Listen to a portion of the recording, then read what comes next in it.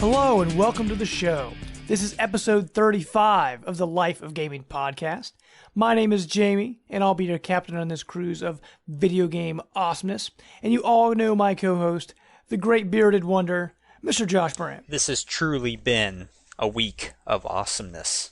Video game awesomeness, my friend. So much has happened this week, which we will get into. There's just a mess of stuff between VGAs and PSX and some Nintendo announcements. It's just mind-blowing. Yes. But before we hop into that stuff, let's bring in my brother-in-law, Matt. How you doing, sir? Matt. Hello, doing awesome. Doing awesome. Now, you said that you really haven't had a lot of time to game lately. You've been kind of busy, right? Yeah, I've actually... Life in general? Between a lot Great of things MXPX I have to do album. for school and... Oh, yeah. Had to throw that in there. Yep. Sorry, go ahead. No, between that and, I mean, just getting closer to finding out what the baby is and a lot of actual duties I have for it's school. Probably human. Thanksgiving. Yes. Possibly. Yes. But yeah, between all that, I've done a little 3DS at night. But other than that, I've literally not heard any news about video game stuff. So everything is going to be shocking to me. So prepare to have your mind blown. But I guess real quick, we'll hop into what we've been playing. And Matt, I mean, you pretty much said, well, I guess what have you been playing on 3DS?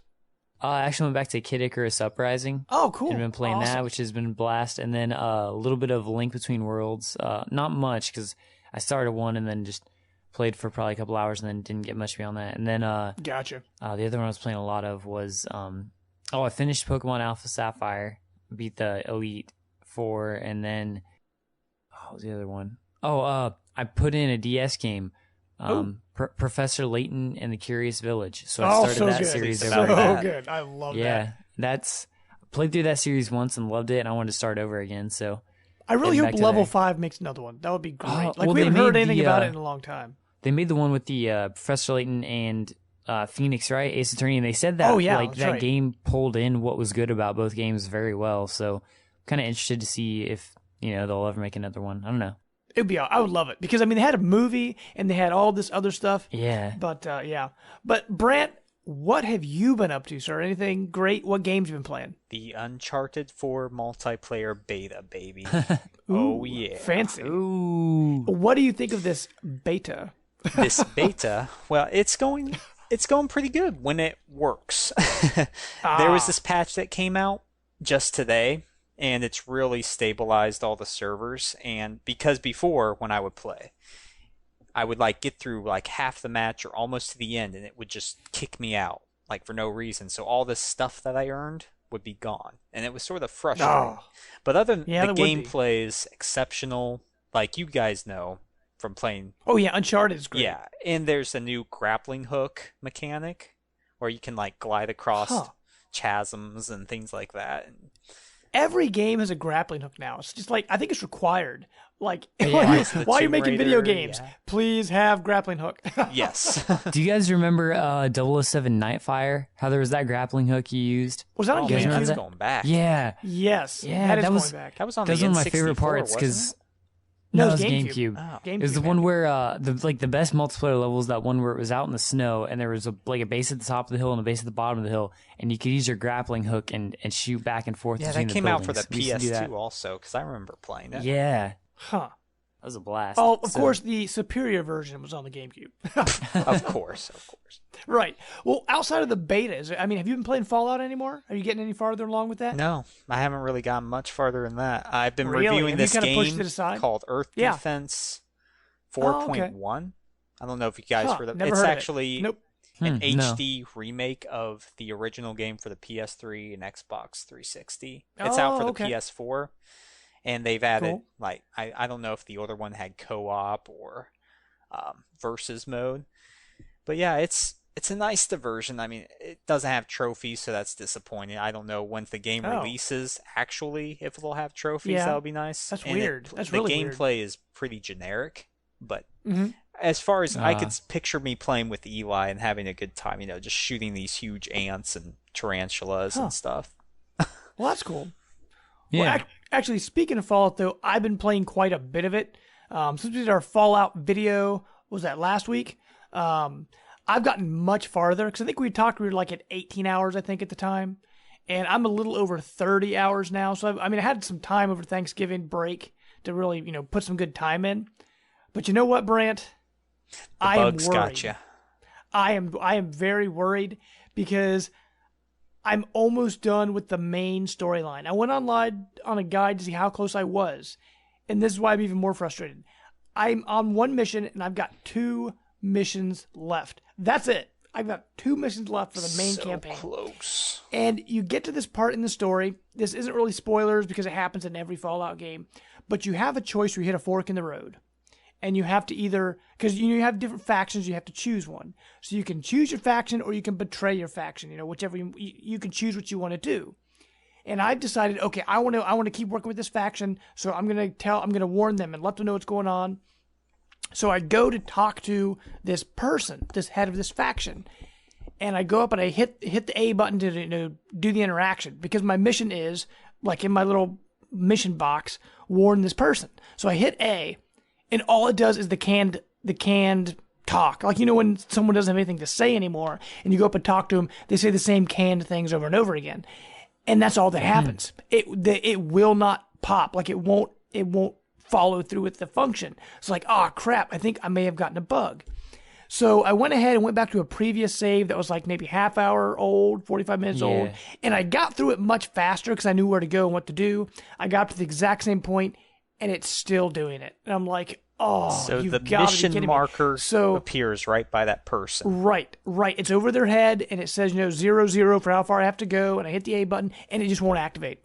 And I'm like, you've got to be kidding me. I'm so Have there frustrated. been a lot of bugs reported for that game? Or it's a Fallout game. It's full of bugs. Yeah. And honestly, I was listening to, it was one of the podcasts I listened to. I can't remember which one it was. It actually might have been the IGN Vault podcast, maybe. But it was one of the podcasts I was listening to, and they were talking about Fallout. And someone said, I think I'm stuck in the story because something won't activate. And they didn't say where they were. And I'm thinking, if this is the same spot, I might be in big trouble. Yeah, you should look 30 online. hours into a game. Yeah, to put 30 hours into a game and then can't finish it. Yeah, to look online and see if there's been problems around that area. Can you go and go to the other guy and just betray him? I was thinking about just so I can finish the game. I was thinking about doing that. You evil man! It's not what I want to do. It's not what I want to do. But all that work just to become evil. I know. Oh, dude, it sucks. And the other thing. Speaking of 3DS, Matt. One thing I've been doing while Brittany's been watching TV and things like that, and I have my 3DS sitting on our table next to the couch, and I've been picking it up and just in little bursts. I've been playing Ollie Ollie again, just doing all the challenges, like the pro challenges, and playing through that. So I've been having a lot of fun with that. And the other thing today was Splatfest for Splatoon. And we will get to that in a minute, but it won quite a few awards at the VGAs, so I'm pretty excited about that. We'll talk about that in a minute. But today is pizza versus hamburgers, is the Splatfest of choice. Pizza. And it was a hard choice, but I went with hamburgers. I went with Team Hamburger. Pizza. So, pizza. But dude, it's so much fun. I put a lot of time into that today because I just, like Brant and I talked about last week, Fallout 4 is a great game, but it's so depressing and dark, and it's like you can only stay in that world for so long before you just have to kind of step away. So you decide to play something where you spray neon paint all over everything. Right. And see, that's a game, Brant, you can play with your children. It is a wonderful game. Just saying. It is a wonderful game. Well, with that, guys, unless you guys have anything else to mention you've been playing. No, I am going to get Battlefront soon, so I will have an analysis of that on the coming episodes, but can't wait to play that. Star Wars. Awesome. Cool. And I've been wanting to actually get into Assassin's Creed Syndicate because I have it. It's sitting on my shelf. I'm going to play it. But I'm like, I don't want to start it till I finish Fallout 4. And now if I'm stuck in Fallout 4, I'm just like, screw that. I'm jumping into Assassin's Take a few months off. See. I might jump to to Assassin's Creed. We'll see. Right. Well, with that, guys, we're going to hop into our news section in what we call Captain's Log.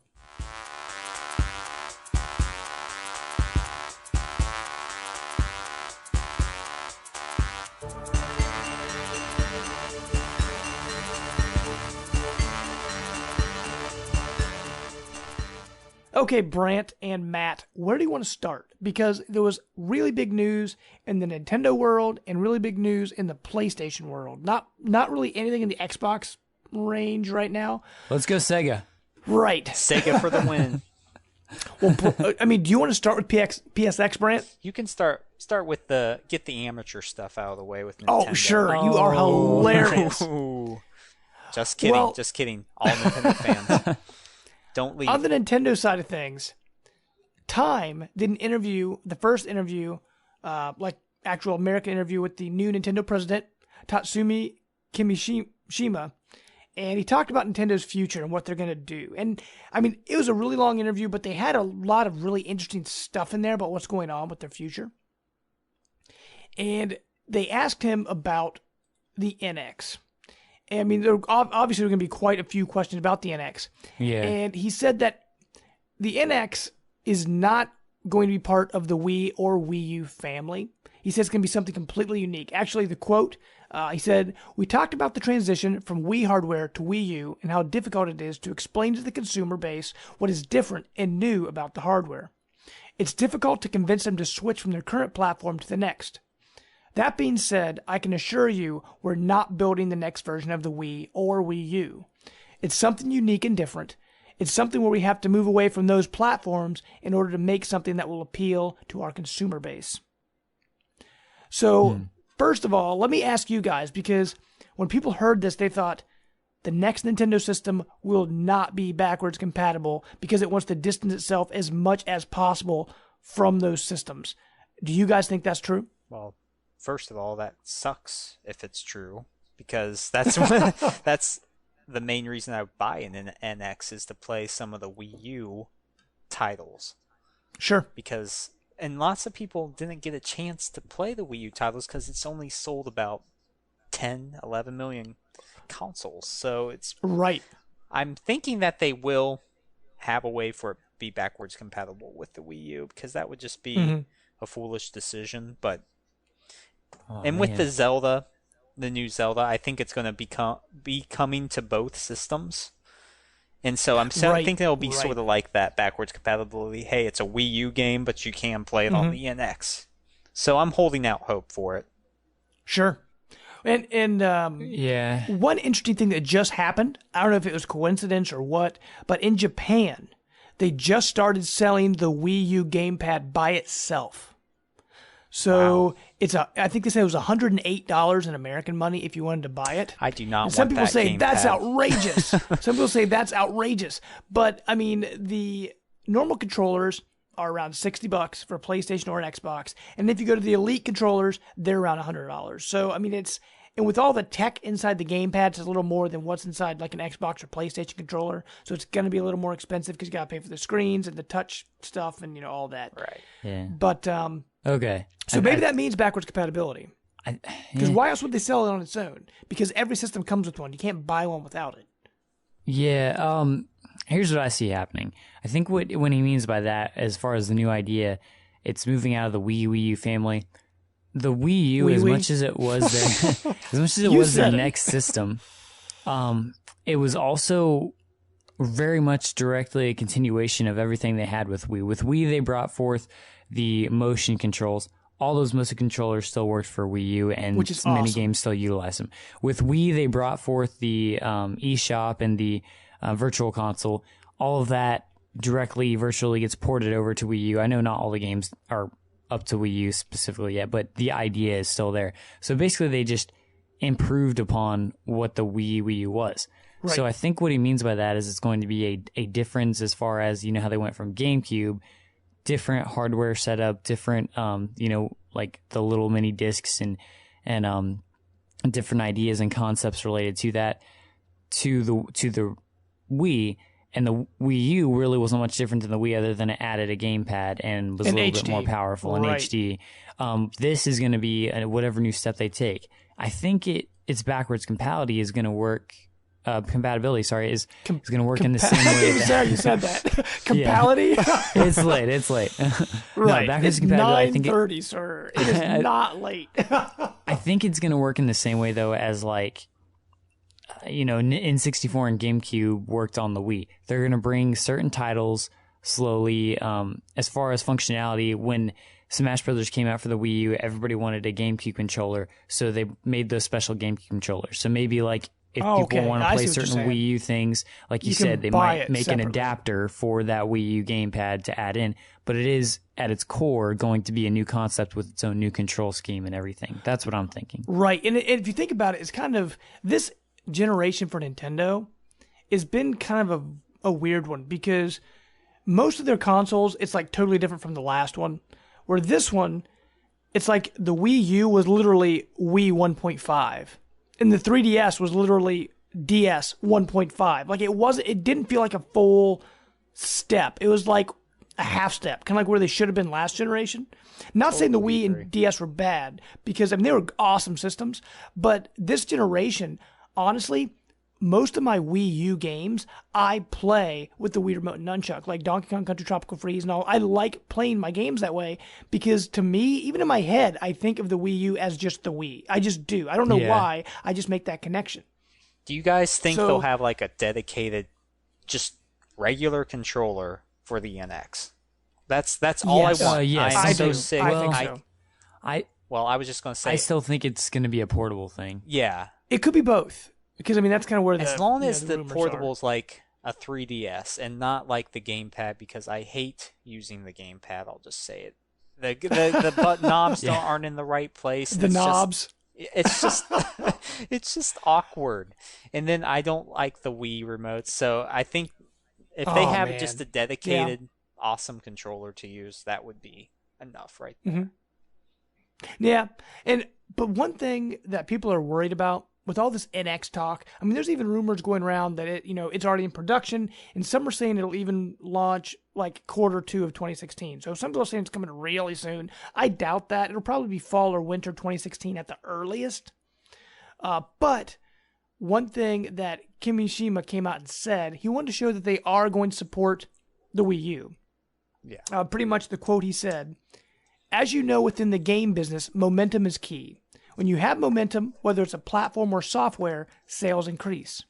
At this point in the Wii U lifespan, we're looking at 10 million sell-through for the hardware itself, which is just about a tenth of what we saw sold overall for the Wii. What I want to do, I think our first job right now, is to make sure that the customers, those 10 million customers who have a Wii U at home, will have software to play. And we need to make sure that they're satisfied with their purchase and continue to enjoy playing on this platform. So we can't just abandon them and say, hey, it's time to move on to the next thing. Of course, we're working on NX and looking at the experiences we can bring to that platform. But our first job at this point is to support the consumers who have purchased the Wii U and make sure they have the software experiences available to them." That's really PR speak. Yeah, but it's still a good thing. At least they're not saying we're going to kick it to the curb. Though. Well, exactly. But he's even admitting it. It sold a tenth of the Wii. They know it's a failure. Right. It's dead in the water according to sales and all that. But I think they're going to take seriously the notion of getting a few last really good titles out to play, which, Star Fox and that Zelda game out. Zelda. Right. Pretty much Zelda and Star Fox. I can't think of anything else big on the Wii U for next year. Whatever Retro has been working that's on gonna for be that has to be an NX launch title. Like, here's what I think: if they want to have a super strong launch, because even Miyamoto said they've got a Pikmin 4 in the works. He said they've been working on it for a while now, and we don't know what Retro's working on. And this, if they can have the launch of the NX, have a brand new Pikmin, have that Zelda Wii U also come to NX, and then have a brand new Metroid Prime all at launch of the NX, that would be insane. That would be like one of the greatest launches of all time. Well, I still think Retro's working on just a Wii U game. I think they started working on their Wii U game following, their completion of Donkey Kong. And I think, right, but with the way the Wii U's going, I Yeah, mean, but they you might can't shift. possibly, but I think with an entire new concept, like Nintendo does a good job of like designing games based on a concept. If they have a new concept for a system, it's I don't see them so much like just totally changing a game to adapt to a new concept. I see them more finishing that concept, getting a nice idea out, which I'm assuming Retro already had planned before there was this push to get the NX going. And I think Retro would just get that game out at the end of Wii U's life cycle and then move on to something else. Look at Twilight Princess. That was supposed to be the GameCube swan song. The Wii was coming out, so they enhanced it, added motion control, and they made it fit the new system. Yeah, maybe like as far as both platforms, but I still think the core idea of Retro's game is like what they brought into the Wii U, which is how can we make a good game for the Wii U specifically. So sure. It might get adapted, But a counterpoint. This is actually on the PlayStation side of things. Until Dawn, that was a PlayStation 3 move game. That's what that game was. And now they transformed it into a PlayStation. I mean, it was supposed to be. Right. And then they said, we want to move this to PlayStation 4. So they completely changed the control scheme and made it work on PlayStation 4. So I feel like if Retro had a game they were working on for Wii. And it worked wonderfully, too. Right. And so I'm thinking if Retro's working on something for Wii U right now, I don't see it as completely impossible for them to change the control scheme and make it work on whatever NX. As long as they have enough time. Make it work on NX. I don't. I just think realistically what they're going to actually do. Because we always dream big, but if we look at reality, I think they're just going to finish up their nice Wii U game. Maybe they'll port it in some way, shape, or form to the NX. But, we really like to dream big, but I think the reality is going to be they'll have like one pretty solid game at launch and then a couple finished off Wii U titles right before then. Sure. Well, actually, let me ask both of you a quick question. Do you think the NX will have any third-party support? Yeah. What do you think, Brad? I think that's the only way it's going to succeed, honestly. If the rumors are true, it's going to be the equivalent of a PS4 or Xbox One. So, in fact, the games could just come out on all three platforms. So, I think that's the big thing that they need to get down because obviously something they did with the Wii U didn't work. Right. I think initially they won't. I still think for whatever reason, companies got something up their behinds and they don't really want to work with Nintendo right now. Right. And so Nintendo, I think that relationship's got to they're heal. They got to be in that bonnet. They're really trying to mend. I have a feeling that mend some of those bridges with the Cloud Strife thing through Capcom. They haven't really worked with, or not Capcom, Square Enix, duh. But they haven't worked with any publishers like that in a long time. And it's pretty cool to see. I think they're starting to get on the right track, and not to take anything away from their previous president. What was his name again? Satoru Iwata. Yep, Satoru Iwata. Yeah, this new president seems to be in the pictures. He seems more serious about things. And, I don't know. And all his interviews seem very straight to the point too. So yeah, I think he means business. Honestly, yep. And he even. I think. Sorry. Go ahead. I think it would be awesome actually if for the launch of whatever the NX is, because this is actually something that they're capable of doing. But if they got a hold of a lot of the indie companies that are starting to really shine on there, like Image and Form and 13 AM and the ones who just did Shovel Knight, Yacht Club. If they got a hold of them and had them design games, of the caliber that they produced, for the NX, and then within the first year at least, maybe not right at launch, but in the first year had a lot of those titles. I mean, I think that's going to be a cool driving force because that's where the PS4 went. PS4 had here, we are going to get you some big titles, but they had a slew of indie titles hitting of right all away. These titles you can play. And Nintendo's doing something very interesting. They're slowly opening the door and letting they're finally realizing what their properties are worth. And they're slowly opening the door and letting other companies work on them. But at the same time, F-Zero, right? People have been demanding an F-Zero for a while. And Shin'en is coming out with Fast Racing Neo, which actually looks incredibly awesome. It comes out next week. It looks like an F-Zero game. They even said the announcer in the game is the same announcer from the F-Zero series. Like, it is literally F-Zero, but Nintendo is not right. Exactly. And so it's like Nintendo is being very strange. Like, they're holding on so tight to certain properties, and other ones, like, they're letting companies make things like Hyrule Warriors, and they're like, and they're letting these properties happen. They're kind of letting them out a little bit. So I don't know, man. But then you always wonder too, like the fast racing Neo.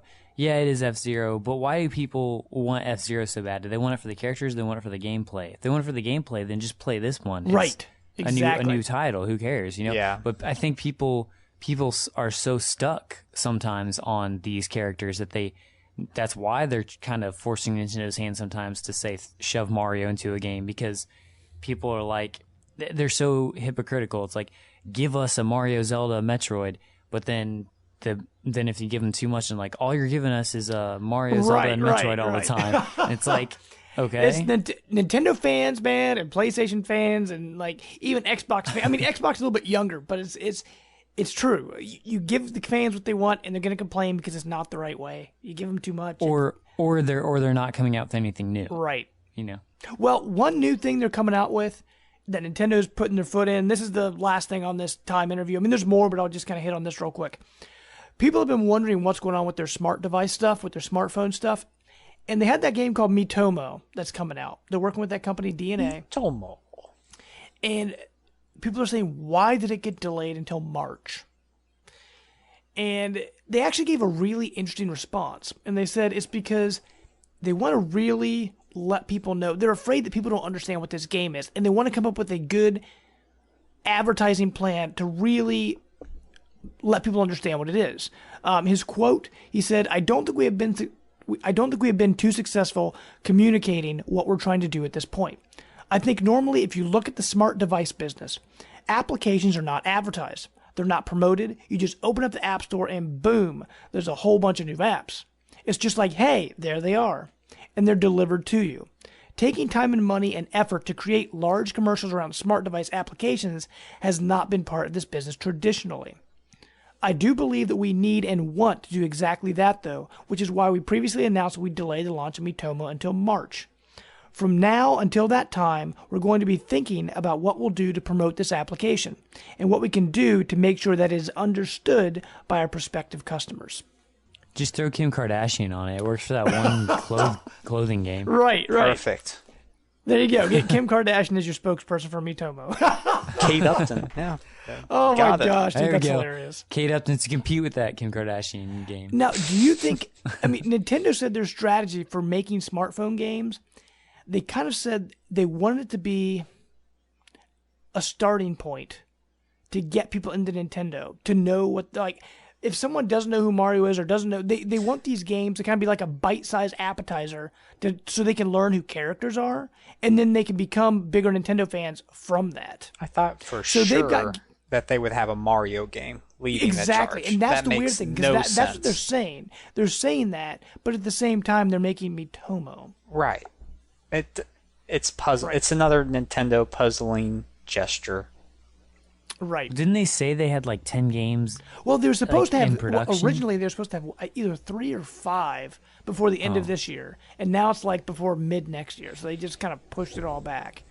Well, they're pushing a lot back. I wonder if they're just trying to very cautiously recoup from whatever's happened in the Wii U generation. You know, right? Like, I mean, it's been trying to figure things out for their next steps in their business. I mean, this has honestly been the hardest generation Nintendo's ever had. I mean, they lose a president, their system is bombing like crazy, and now, I mean, this new generation, hopefully, this new president can do something big because they've got a new system coming. If it's a portable and console combined, it's going to be pretty cool. They got a brand new Nintendo Network account system coming out, which is going to offer rewards and hopefully some kind of achievement system. I mean, and now they're doing mobile smartphone games, and that's going to work with my Nintendo Network. So they're connecting all this stuff together, and hopefully, as long as they can get it on the right wavelength with consumers, they'll buy it. I mean, that's all we can hope for, because if you look at Nintendo's generations, every console outside of the Wii has done worse than its previous console. So Nintendo's kind of been slowly on the decline, so hopefully they can pick it up. Amen, brother. But that's it for our Nintendo news. That was quite a bit. Do you guys remember that movie? What was it? Kung Pao, I think. When that Into lady the that Fist? went wee wee wee. Yes. That's all I was thinking about when you guys kept saying Wii U. Thank you. That's very, very Go nice. see that movie if you guys haven't yet. It's Oh my freaking gosh. hilarious. Okay, Brand, what happened with PlayStation today? Well, this huge Hit me with event, PlayStation Experience 2015, just landed today. Now, before the show, you were kind of talking to us saying that PlayStation fans, they weren't very happy. Yes, as I was on a few live threads as the show was going on, and it was hilarious to see some of the responses from people, especially during the VR section. But I'm just going to run over a few of the big news articles that came through. Okay. First of all, they open with a bang. Uncharted 4, and I guess it's going to have branching dialogue selections. Well, that's cool. So that's a How do you nice feel little about twist. that? It might add, different endings. So I'm looking forward to that. And then number 2, Final Fantasy VII Remake, they actually showed more footage and some gameplay. So that was pretty awesome. And it looks like it's going to take from Final Fantasy 15, the demo that we could play with that, and also Final Fantasy 12. It's more active based, which I think it's great that they're redoing the combat now. I wasn't a big proponent of that. I was old school. No, you can't change this. But it looks like it's going to be pretty awesome. And then they just released the port today, which I bought on a whim just because I'm a nerd like that. I love Final Fantasy VII. And it came with a sweet It's a good theme. game. It really is. Well, going on, this is where it sort of mellowed out a little bit. Street Veers Fighter off, 5, they yeah. revealed a new character. Hooray. Yeah. Battleborn, the guys from Gearbox did Borderlands. No, that game looked... I'm actually really interested in that game, and I was really excited for it. But all the, not the Let's Plays, but like the preview events and stuff, people aren't coming back, very excited, which kind of has me worried about that one. Yeah, it's in the crowded MOBA scene. And first person. I think it's based off that concept, which is never good on a console. But I guess it's going to have local split screen, so that's pretty cool in its own right. And then, let's see here. They went into a huge list of indie games. There was this one game, Death's Gambit, that looked like a side-scrolling Dark Souls game, which looked amazing. Duck That's Game, really cool. have you guys heard of that? That's been What's it called? Duck No. Game. I Never guess heard it's just of a it. duck. Is it like Duck Hunt? No. But I guess it's gotten some good reviews. It's on PC, I guess. And James, you'll be happy about this. Day of the Tentacle Yes, HD remaster and Full Throttle. I heard that. See, pretty much they're taking all these classic games and they're bringing them to PlayStation, which is And awesome. Vita. I mean, they just had Grim Fandango and Vita. I mean, they just had Grim Fandango, earlier this year? Or was it last year? I can't remember when that came out. It was this year, But- earlier this year.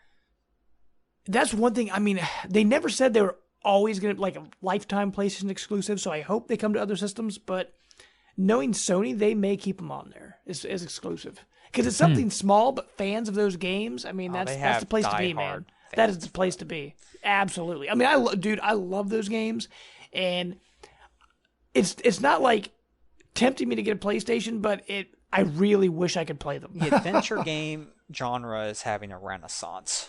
There's so many good adventure It really games. is. Yes. And a lot of it has to do with Telltale, man. Yeah. And Life is Strange, which was on sale, which I still need I to love play. that game. But going on, the game that this game has been no mention of it, but it blew me wide open. What's the other one that where the person took down the mechanized dinosaur? It's slipping my head. Horizon Zero Dawn. Yeah, Horizon Zero Dawn. no. This one had the same level of impact for me personally because it's So you're saying it's Barbie's Horse Adventure, right? No, Barbie. Barbie's First Adventure 2. Oh, that's right. Oh, no, Barbie's Get Horse it Adventure right, man. HD. No, this actually looks like it's called Neo and it's spelled Nioh. and it looks like kind of like the Matrix, Onimusha meets Dark Souls in a way. If that makes sense. It's what like set in Onimusha feudal is. Japan, but it has that Dark Souls vibe. It looks really, really cool. So you guys should check out that trailer. To hold you on that 1 second, you just said feudal Japan, which reminded me, I'm super excited about this. It has nothing to do with video game. Cartoon Network is bringing Samurai Jack back. Yes! Woo! It's coming to Adult Swim. So I don't know if that means you're going to make it a little more, adult-oriented. Oh, it's not just reruns? No, it's brand new episodes. And it's going to be running on Adult Swim. And before he can only fight robots. So maybe that means he can fight people now? I don't know. We'll see. Sorry, I had to just throw that out there. No, exciting times, man. Continue, sir. No, and then this is where a very puzzling section of this conference where they got into the VR. And now, you've spoken pretty highly of VR before. You've had some interest in that. Sony has really underwhelmed with this presentation, though. Like, I'm really worried now, and you could see it through all the live streams. Just a lot of what is happening. Like, they showed this demo for Fez Unlimited, and it looked like you were like at the breaking point of being high on drugs or something. It was really weird. And then they showed this demo before everything started of VR, and it didn't look like it was controlling right. And the camera was wonky because the guy was looking around. But it's something that you really just have to experience, is what everybody says. Now, do you think this is kind of like what happened with when they were showing off Zelda Skyward Sword back in the day when Nintendo actually did, live conferences? And, like, Miyamoto was getting frustrated because the stuff wasn't working right when he was on stage because of all the interference from all the other devices and all the lights and all that. Do you think that might have something to do with why the VR wasn't working properly? Just curious. As far as like interference, right, from a other little electronic devices. Well, a little bit of that, and it's hard to demo. You can't really get that full experience, and the graphics aren't up to par to what other games they were just showing. Like, they showed some zombie taxi driving game. Yeah, I heard about that one. It's just, there's nothing. Are you a zombie taxi driver, or do you drive zombies? Yeah, you drive crazy taxi. Aye. Dude, that game's so good. Dreamcast all the way. That's a good game, but I don't know if this would match that level. Hey, do you guys remember Simpsons Hit and Run? It was like Crazy Taxi, but you were like in the Simpsons universe. Dude, I do remember. It was on GameCube that. and PlayStation 2. I remember the game, but I never played it. Sorry, go ahead. But yeah, they went through a highlight reel of some VR games, and it, like I said, it just wasn't. I made a remark on one of the sites that said, I was thinking about either NX or VR, and now I'm probably going to go NX. Huh. Well, I guess from the graphic standpoint, because it's running on PlayStation 4, I don't know how much of the hardware they need to power that thing. So do you think that a lot of the resources are going into powering the VR so they can't use as much for like the graphics and things like that? Do you think that's why it doesn't look as nice? Or do you think maybe it's just because it's early in the life cycle, like it's just not done yet? Or maybe a little of both. A little bit of both. They're still running concepts through it, and like you said, they're devoting all these resources to this experience just that's on your head, So the graphics aren't going to look as good. And gaming is going towards a multiplayer route. I mean, this is great if you're just an only guy playing this, but I don't see how it's just all the red flags are starting to come up, and I'm really worried that this isn't going to be what Sony predicts it to be as far as... Is this going to go the same way as the Move and 3D I TV think it'll gaming? be better than that, but overall, there's no games that stand out. And they're diverting resources from the main PlayStation brand to this, and so all the awesomeness that could come from that is being transferred to VR, and it's just really sort of depressing in a way. I want to ask a legitimate kind of question here. Sure. Now we all enjoy our systems, the ones that we got. Xbox One, PS4, Wii U, 3DS, Vita, all those. Are there any of those systems that we can confidently say, very confidently, have not underwhelmed compared to what we were expecting? No, they pretty much all came through. Yeah. I'd say well, this is going back. The Wii was sort of, I don't know, lackluster to me, but Well, and that's what a lot of people say. But I mean, I don't know. I guess the only system that's really underwhelmed me so far recently is the Wii U, only because the third-party support wasn't there. Because honestly, looking back on the Wii, because the Wii U is not dead yet, but I mean, the library on the Wii U is amazing, but it's all first-party stuff. Well, what I mean by that is, I mean, obviously, like, we're all going to be satisfied. I mean, the difference between satisfaction and thank you very much. But the difference between, I guess, satisfaction and reaching that point that we all expected, because I feel like all we ever talk about with these systems is how something is lacking. I feel like with the Wii U, they're lacking in install base, and they have a bunch of great games, but even some of the games keep getting delayed, blah, blah, blah. Zelda's taking forever. There's a lack of games, within that 3-month span. Every time it's like so long between a big one coming out. With, Xbox One, it's like, it was lacking in power from the beginning. The Kinect never turned out to be what it was supposed to be. Yeah. All the hardware issues and that sounds terrible. I just want to say one thing real quick. I already forgot about the Kinect. I forgot it came with it. I literally did, because I unhooked it so long ago. Yeah. I literally forgot about the Kinect for Xbox One. and then like PS4, you have lots of great games, but then still everybody's like waiting on the really big ones to come. Overall, there's been some great ones, but everybody's been playing like the waiting game for some even bigger ones as far as like exclusive. And it's like every system is doing great things, but I feel like our like perception is what it should be. Like, we are very entitled, and we are our own worst critics. Right. Like, because it almost seems like we're always breaking it down. Right. We will always break everything down, because I'm a PlayStation I'm a PlayStation fanboy, so I want them to succeed, and I'm not afraid to say that. Like, you guys can say what you want. Yeah. But Well, absolutely. And everyone knows I'm a Nintendo fanboy, and that's just the way it is. Yeah, but I want them to succeed, and it's just disappointing because I know I don't even really. It's just something they didn't announce a price point for it, which was disappointing too, because if they can get it down to the $299 range, I think that's reasonable. Anything above that, it's going to be a hard sell. Right, yeah. But back to awesomeness of the conference. James, you'll beat Ratchet and Clank. Yes. They have a release date, and it's supposed showed to come out right trailer. before the movie. Right. It's like the same month as the movie. Yep, exactly. And Sweet. It looked really cool, good. And then finally, I was really excited about this. Ni no Kuni 2 was announced. Oh, yes. You guys probably didn't play it, the first one. I didn't. I always wanted to. I remember it came out when I had a PS3, but I never played it. Wow, it's a fantastic JRPG. I recommend anybody that loves JRPGs in any way, shape, or form to go play it, because... Did Level 5 do that game? That's a good question. question. For some reason, I thought I remembered that. Because I know Studio Ghibli.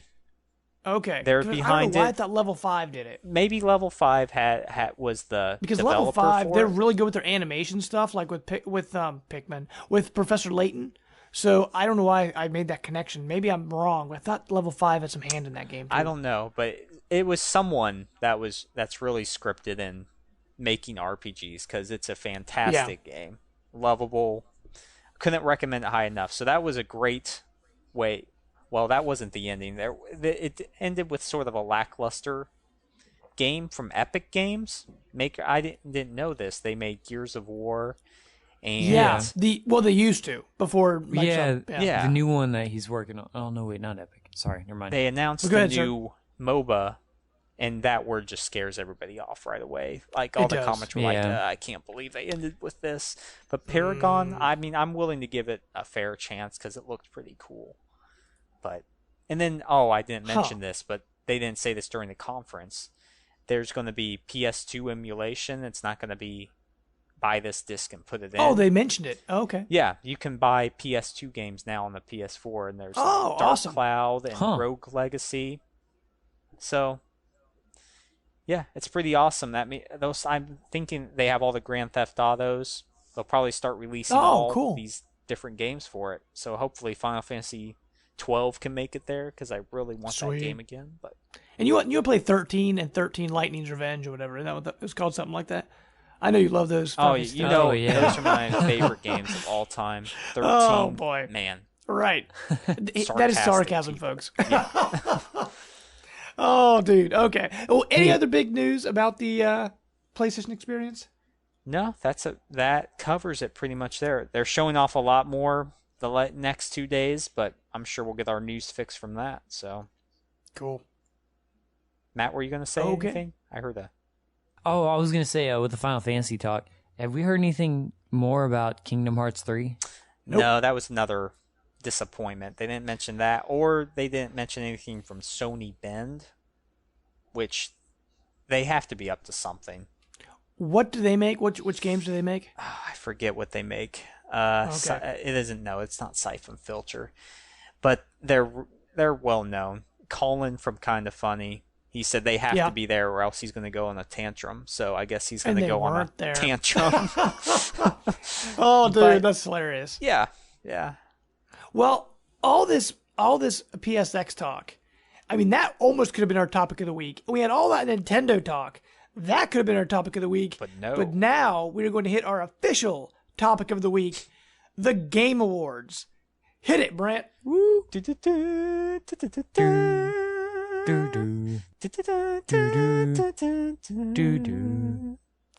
Thank you. That was beautiful. That was like a mixture of Uncharted and Tomb Raider together. Oh, dude, that's hilarious.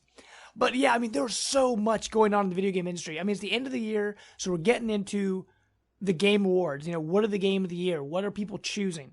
So, and we're actually going to have our Game of the Year episode next week. So that's coming up. We're get excited for that, and then we're going to have our most anticipated of 2016 coming up too. But I'm just going to kind of go through. We're not going to talk about all the awards. We're just going to talk about a few of them and hit some of the exciting things that happened during the awards, some of the interesting stuff. But we'll start with from Fans' Choice. Now, the Fans' Choice most anticipated game for next year. Here were the options, and I'll let you guys. I don't know if you guys remember who won. I know Matt, you didn't see it, so you guys let you guess. Okay. The choices were Horizon Zero Dawn, No Man's Sky, Quantum Break, The Last Guardian, or Uncharted 4. Matt, what did you think won? For What was the topic again? most anticipated game voted on by fans. Oh, Uncharted 4. Okay. And Brant, what do you think? Yeah, I know it was- you saw it. Uncharted 4. No. The correct I didn't answer get that is one. No Man's Sky. Okay, I did not That see was that. voted as most I must have anticipated missed game. the part where they said that. I'm surprised No Man's Sky won though, because I know, right? Uncharted 4 we got an actual release date. Yeah. I mean, come Now, on. that's another thing. No Man's Sky, people keep saying that's going to be a VR game. Do you think that's still going to happen? I think it is, but the anticipation for that game is waning fast. Yes, we because they've been need showing it way answers too much. now. It's taking going to too turn long. into Watch Dogs if they're not careful, man. I mean, they're just going to talk about it year and year and year, and then nope, Exactly. it's going to fall off. And honestly, of those games, I guess, of those different games, which ones are you most excited for? Because honestly, of that entire list, the one I'm most interested to see more of is Horizon Zero Dawn. I don't even have a Horizon, yep. PS4, but that game looks awesome. And so you would agree, Brant? Oh yeah, that I want to see more of that. Cool. What about you, Matt? What would you say from those choices? Horizon, definitely. Awesome. Yeah, I figured you might say Quantum Break, so I was kind of They interested did to see show what a you'd say new about- trailer. Quantum Break was on that list? Yes, it was Quantum Break was on that list. Sorry, I was honestly checking a football score when you were telling me the list, so I missed that. No, getting on your Did Iowa phone, sir. win or winning? No, they're up 6-3. Wow. Yeah. Defensive struggle. Stanford's up 2016 on USC, Yep. and yeah. We So- love football here Okay. too, folks. Yes. Yes, we do. Yeah. So yeah, I Quantum Break definitely. I forgot. I They didn't showed a catch it cool that was on the trailer list. for Quantum Breaks with the Yes, they did. Iceman guy Yep, from X-Men. yep. He's the new star of the game. So, and that's part of the reason they had to rework it. They had to refilm everything and redo all the character models and all that. But that's coming out in April. I think it was like the beginning of April when that releases. And I feel like before then they're gonna make Alan Wake backwards compatible. Well, dude, and I'm trying to think the name of the company that's making Quantum Break. I can't think of the name of the company, but Remedy. They tweeted something and it said something is coming, and it showed someone. It was like a dark picture of someone like dragging a body or something, and like the way it was shot and the way the picture looked, people think it's Alan Wake 2. So that might be on the way. That might be pretty cool. Wow. But real quick, another fan choice vote. I'm not going to read off all the people. We're just going to talk about who won. Guess who won most trending gamer of 2015? Our beloved Greg Miller. Greg Miller, the one from Kind of Funny, old IGN, and his speech. I Matt, voted for him like so many times. Matt, go on YouTube or wherever, Kind of Funny. Go watch Greg's acceptance speech because it's awesome. I posted it on my Facebook feed, so you can there get you it go. There. But and honestly, what Greg and Colin have done. I mean, they made this goofy PlayStation podcast over on IGN, and now they've become a brand. Like just their names alone have become a brand. Like it's mind blowing. Plus, they're just the consummate pros. I mean, everybody that meets them in person, they're just like the nicest guys you can meet. And they're there for the fans. I mean, you can just tell it by what they do. Right. Absolutely. It's authentic. Well, real quick, I'm just going to... Real quick, let me ask both of you, and Matt, hopefully you're not still on your phone. No, I'm not. Okay, we're going to talk about both of these, but which one would you rather talk about first? Best multiplayer or best art direction? Multiplayer. Okay. Here are the options, Matt. Tell me which one you thought won. Okay. Call of Duty Black Ops 3, Destiny, Halo 5, Rocket League, or Splatoon. This is sort of fun having Matt guess. Is this fan votes?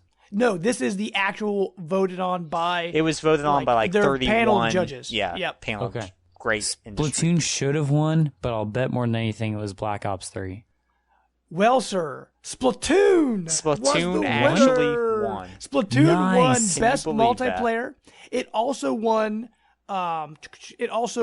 Best shooter. So wow. I'll just throw that out there. So let me ask you, Matt, since you are surprised by this, do you think this is great news for Nintendo? I do. I think that for the first time in several years now, somebody's taking Nintendo seriously, which is nice, because Splatoon wasn't supposed to be what it became, in the end. Sure. And I guess this shows that more than just a niche Nintendo crowd is, aware of the game. Mm-hmm. So that's cool. I like it. Honestly, from that list, seeing it beforehand, I really would have guessed Rocket League would have won that. Because anybody you talk to right now, or Destiny, those two games are what everybody's playing all the time. So I think part of the reason Nintendo Splatoon to won, win one. Well, yeah. Well, they also, we'll get to that in a second. They won a few awards. Okay. But yeah, Splatoon, it deserves it. I think it's a great game. It's of all those games, it's the most unique. Well, I guess Rocket League's actually pretty unique. Let me change that. But of the shooters, it's the most unique. Oh, definitely. But, okay, real quick, let's hit best art direction.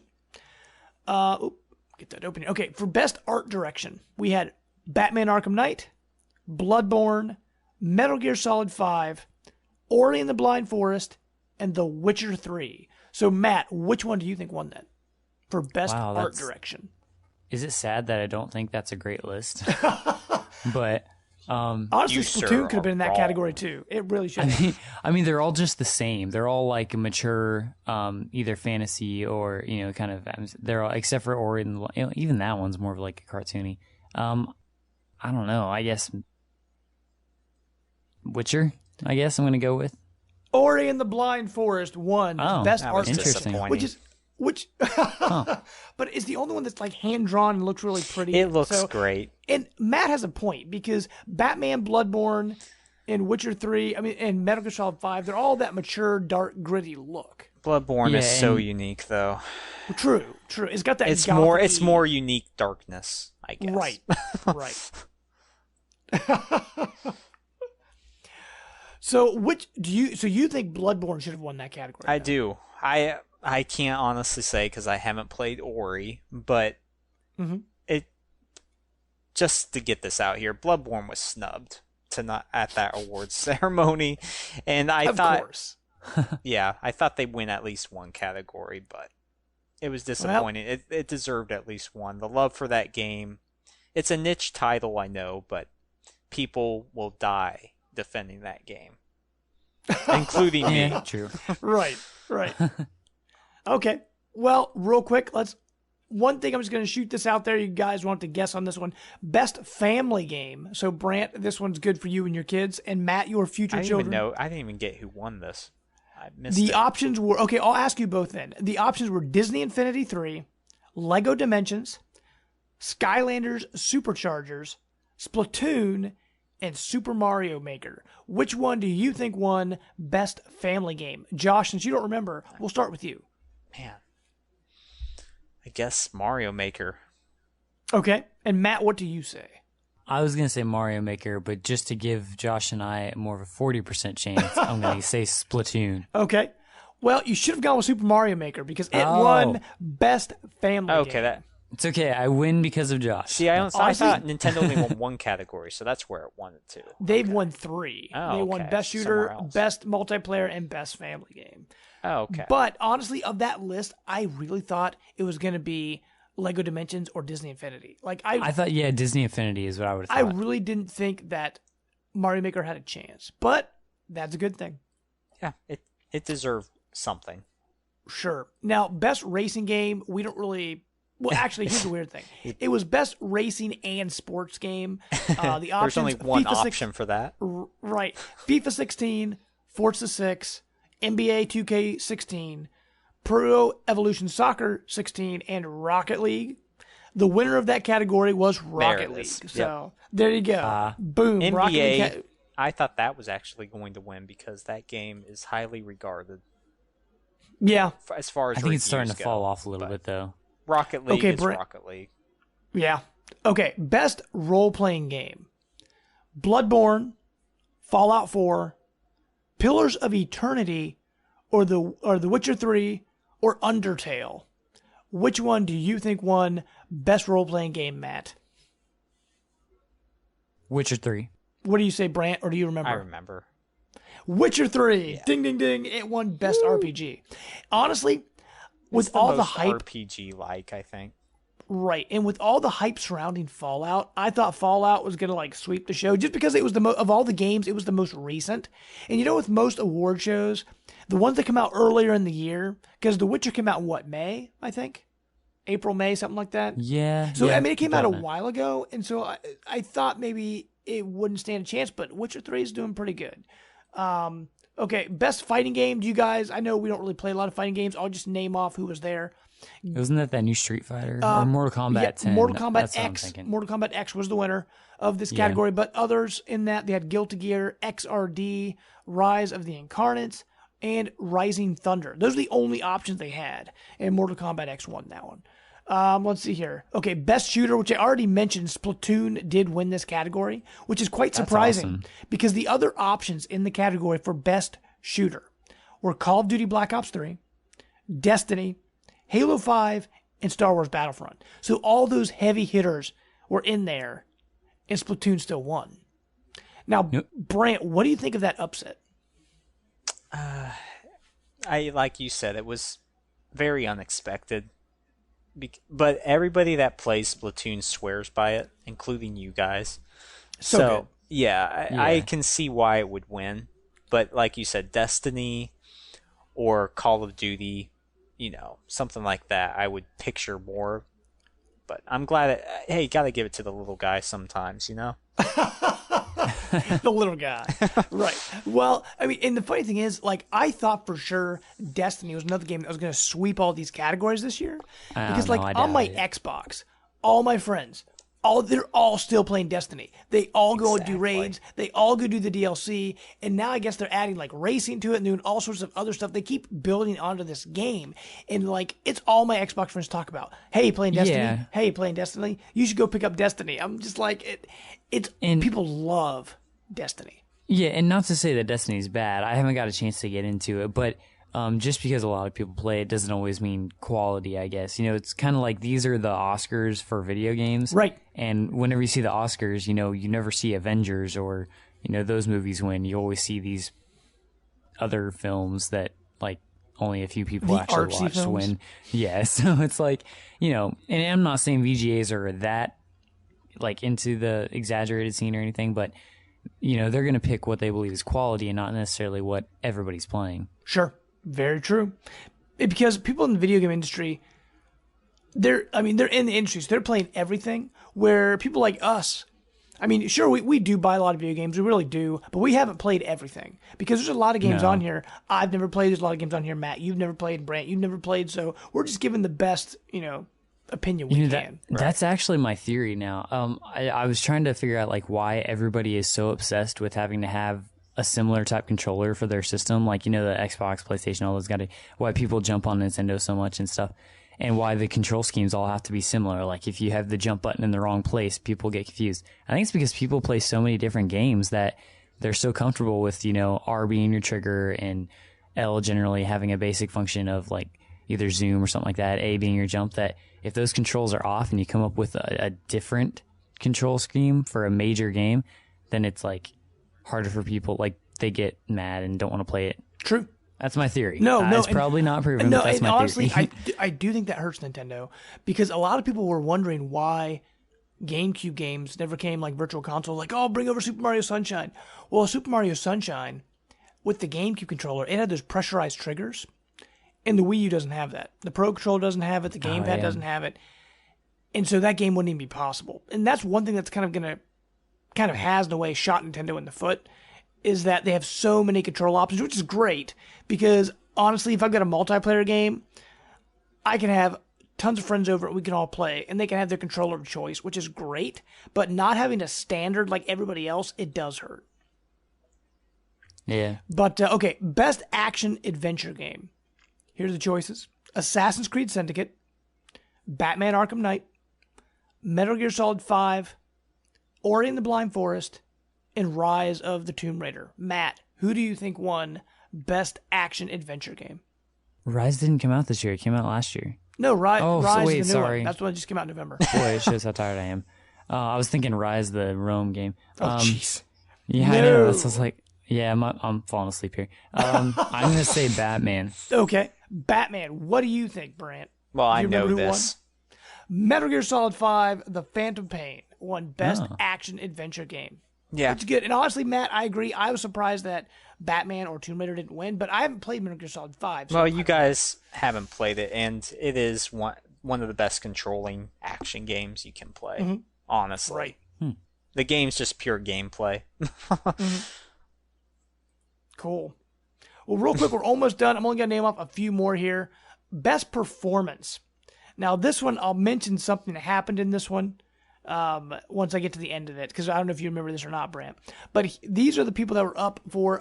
Now, I would totally mispronounce the people's names, so I'm just going to say their character for voice acting. So here were the options for best performance. We had Chloe from Life is Strange, Lara Croft in Rise of the Tomb Raider, is it Geralt or Geralt? I don't know how do you pronounce his name. Geralt from Witcher 3. And then we've got the Joker from Batman Arkham Knight. And then we have the actress from Her Story. Actually, I think it's Geralt. Is it? Okay, well, there you go. That's going to bother me now. But, okay, this was a very interesting category. The winner was, now I'm going to mess her name up, Viva Seifert from Her Story. Have you guys played Her That Story? was I have not. People talk I'm about this intrigued game now, a lot. 'cause This game's won a lot of awards, this thing, but Her Story won. And I don't know who was reading the cards up there, but she seemed drunk to me. I don't know what you thought, Brant, but like she was acting weird. She was making the like mean jokes. And then when she read the winner, she set the award on the floor, and then she opened up the card and she said, Viva Seifert from The Witcher 3. Like, she said the wrong game. And it zoomed in, and this has become a meme now, by the way. They zoomed in on the maker of The Witcher 3. He made like this, kind of face. Yeah, it was the funniest look. Oh my gosh. It was perfect. It was very bizarre. And so everyone was looking around like, okay, who won? Did The Witcher 3 win, or did Her Story win? Like, it was really weird. But that was one of the exciting moments. I'm not going to go through all of them, but real quick, let's see here. Okay, do you want to talk about best narrative or best soundtrack? I'll let Josh pick this time. Okay, Best Brandon. narrative. Okay, best narrative, a.k.a. story. Okay, here are your options. Her Story, Life is Strange, Tales from the Borderlands, Witcher 3, and Until Dawn. Matt, who do you think won best story? I was thinking Until Dawn, but based on the fact that the one lady won the best performance, I'm going to go with that Her Story. Okay. Game. Brant, do you remember who won? Yeah. Her Story did win. Right. But one really interesting thing of this category for best story, 3 of these companies were independent game companies. Well, I guess not really. I'm not independent. I'm sorry. They were downloadable games. Right. They were downloadable games. Her Story, Life is Strange, and Tales from the Borderlands were not like full Just in-box AAA console releases. games. Right. Which I actually found very interesting. I'm like, that's actually it's like you it's can showing almost the get shift in the industry. like a more introspective glimpse from like an indie or not as well known developer. Like the big AAA games are for the spectacle and the graphics and bombs and stuff, and then the small teams are being more thought provoking. Yeah, and experimental, right? Exactly, because they can be. Yeah. Like you said, the AAA games, they're spending millions of dollars. They have to make sure it sells. Oh yeah, so they make it as beautiful as possible. Right. Yeah, that, and I think we just had so many AAA games for so long now, and every new AAA game that comes out, unless it's like a Halo or a Rise of Tomb Raider, which only take like 10 hours to play through, like every other one, think this year, if you got Witcher, you got Batman, you got Fallout, they take so long to play through, like so long. And so I'm thinking like maybe it's just like we're making a switch to where people are just, it's nice to go back to games that you can just kind of casually play through and enjoy over the course of just a few hours. Sure. And then, replay whenever you want.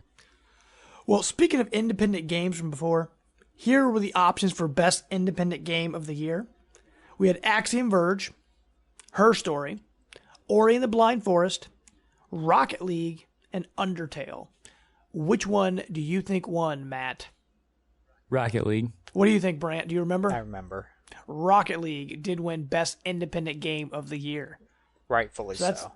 Right, and that is actually one thing they mentioned. Rocket League is coming to Xbox One in February. So you guys get to taste it. It is coming our way. Taste the goodness. Well, real quick, this one was interesting. This is really showing a major shift in the industry. This was best mobile or handheld game. Now, I'll read you what the options are, and then I'll tell you why I found this interesting. The options were Downwell, Fallout Shelter, Lara Croft Go, Monster Hunter 4 Ultimate, and Pac-Man 256. Now, the reason I found this interesting, for best handheld game, only one of those was on a dedicated gaming handheld. All the rest of those are cell phone games. So, Matt, who do you think won best handheld game? I might go with that Fallout Shelter game. People were addicted to that for a while. Sure. And Brant, do you remember who won this? I don't remember who won.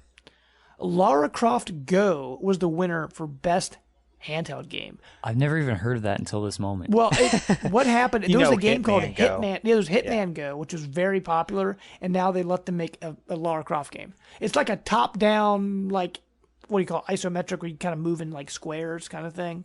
But yeah, that was best game. And it's interesting because before, it would have been like tons of 3DS and Vita games. That's not the case anymore. The industry has really shifted. And as you know, Sony's kind of let the Vita, I won't say die, because it's still technically alive and kicking, but they're not really supporting it much anymore. Yeah. That, and I normally would say a 3DS game would probably still take it, but this year, there wasn't as much 3DS that I can think of. Right. Very true. I mean, Monster Hunter 4 was on there. But yeah, I can't think of any others. Sure. Okay, guys, 2 more. This will go quick. Okay, developer of the year. There was Bethesda, CD Projekt Red, From Software, Kojima Productions, and Nintendo. You left and out. Matt, You left out Konami. Oh, I'm Kojima. just right. they're actually, the most hated company yes, Matt, now. Matt, we'll actually get to why they're hated here in a second. But just to remind you, who does what. Bethesda did Fallout. CD Projekt Red did The Witcher. From Software, they did Bloodborne and Dark Souls. Kojima did Metal Gear. And Nintendo, they make this little indie game called Mario. So, Matt, who do you think won Best Developer of the Year? This one's obvious. I know Brand's probably going to say From Software. It's always From Software. I don't know. No, I'm just I honestly think Telltale had a better year than any of those, but that wasn't even on the list. I mean, I guess I'll go with Nintendo because of Splatoon and Super Mario Maker. Okay.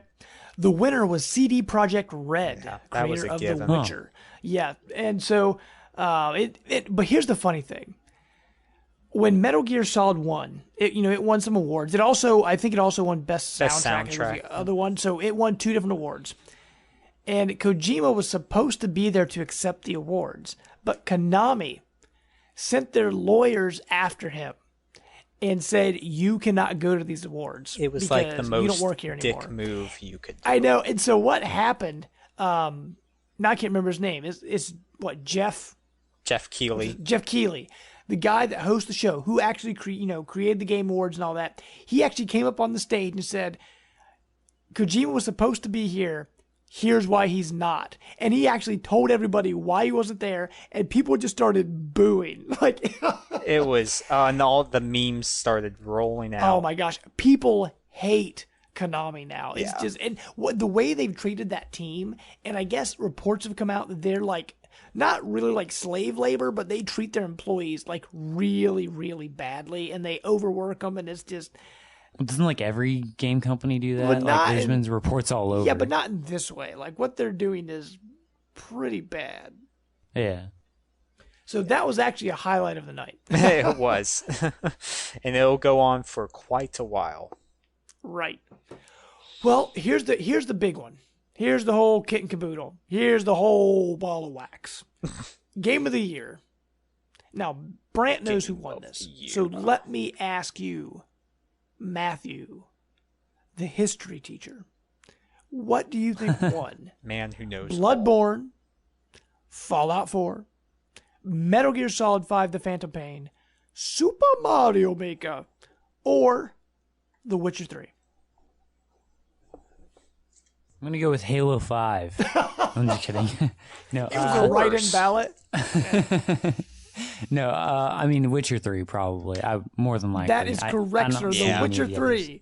is game of the year. So, and that Oh, sorry. Go ahead, man. I've never played it, but I have gotten to observe. Actually, I played a little bit. I guess I played like a half hour, really? But I got to observe a couple hours of it. Where? It's my wife's sister's boyfriend. My wife's sister came over to visit, and he brought his PS4 over. So it was actually the first time I ever messed with the PS4. Okay, cool. And he put in Witcher 3, and we were playing it a little bit. It seems interesting. I mean, I think it seems like it'd be a really fun game. I know. Yeah, a lot, and I usually like that setting. Like I love Dragon Age, and it seems to me kind of like a universe similar to Dragon Age meets kind of like Elder Scrolls meets kind of that's the vibe I kind of get from it. Except it seems more colorful. I mean, it seemed really cool and everything. Definitely mature. I'll say that. In the first scene, I saw some things. I was like, "Whoa, kids should not be playing this game." How old is he? Eli plays it all the time. Oh, he's well into adulthood, right?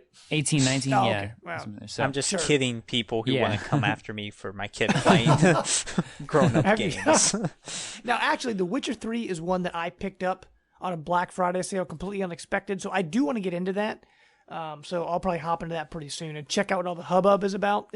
And that's one where, from the list of all the developers on there, the way they treated The Witcher 3 when it came out, like how they gave everybody, like every copy of the game came with a game soundtrack. It came with free DLC. It came with stickers. It came with a giant map. Like there's just the way they thanked fans for that game. They deserve it. And I haven't even played the game yet. I don't think the game is the best this year, but I don't have a problem with them winning. Right.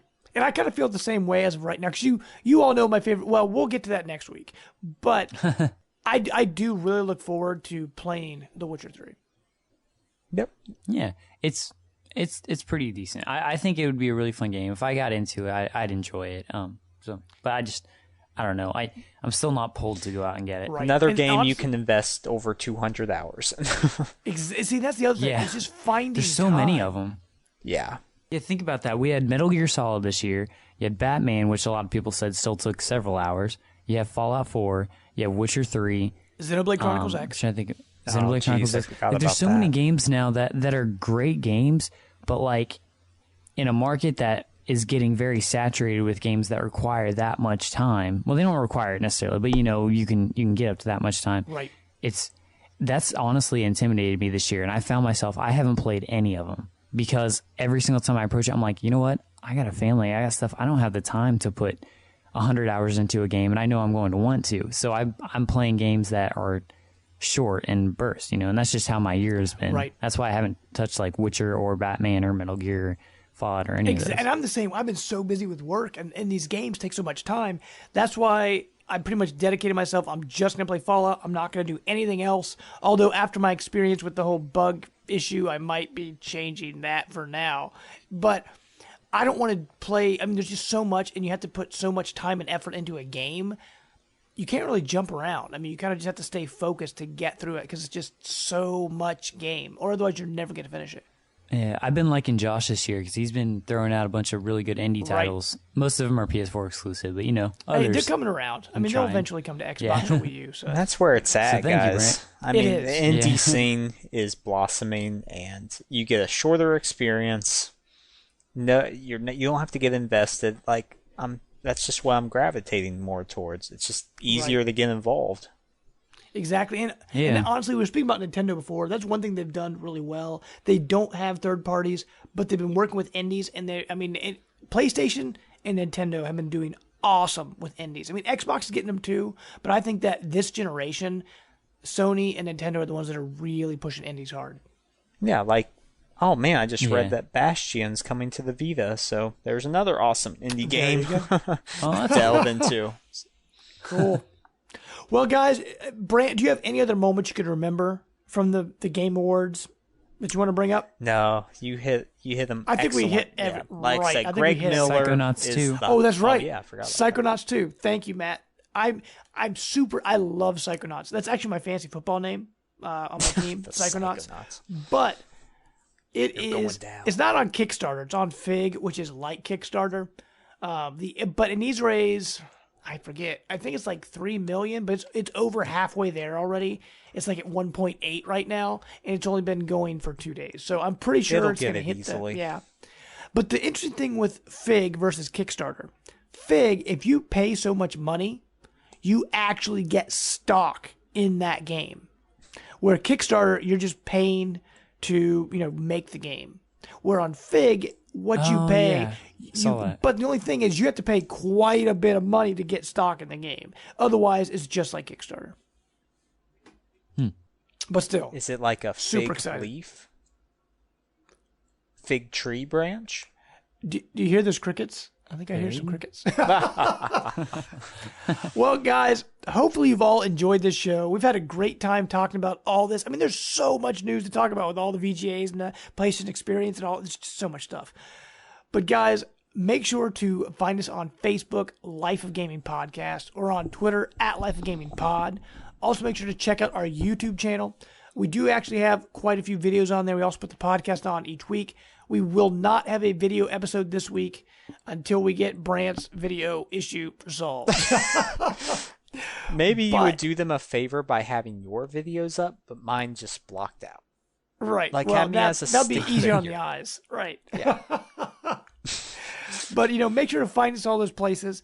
Rate us on iTunes, and Yes, we're also please. on the Microsoft MP3 store. We're on SoundCloud. We are all over the place. Check that out. Check out our website, lifeofgaming.net. You guys can find me on Twitter at JamesPlus12, and I'm also on Xbox, Jamester0722. It's also that on Wii U. Brant, where can people find you? On Twitter at _the_Brant. You can find me on the PSN _the_Brant. Based off Minus the Bear, one of the best bands ever. And yeah. Awesome. And Matt, what about you, sir? Twitter at cpunkrocko7 and Xbox at xmightymat14x. Awesome. Yeah. Awesome. Well, hopefully you guys enjoyed this show. Everything Next is week- awesome. Everything is cool and a part of a team. Next week, we are talking get about on a the train. Lego movie. No, I'm just kidding. Next week, we'll be discussing our games of the year. So make sure to check that out. And then eventually we'll be talking about what we're most excited for 2016. So that's on the way too. We also have some great plans for next year. So make sure to stick around. And until next time, guys, we are out. Bye. Later.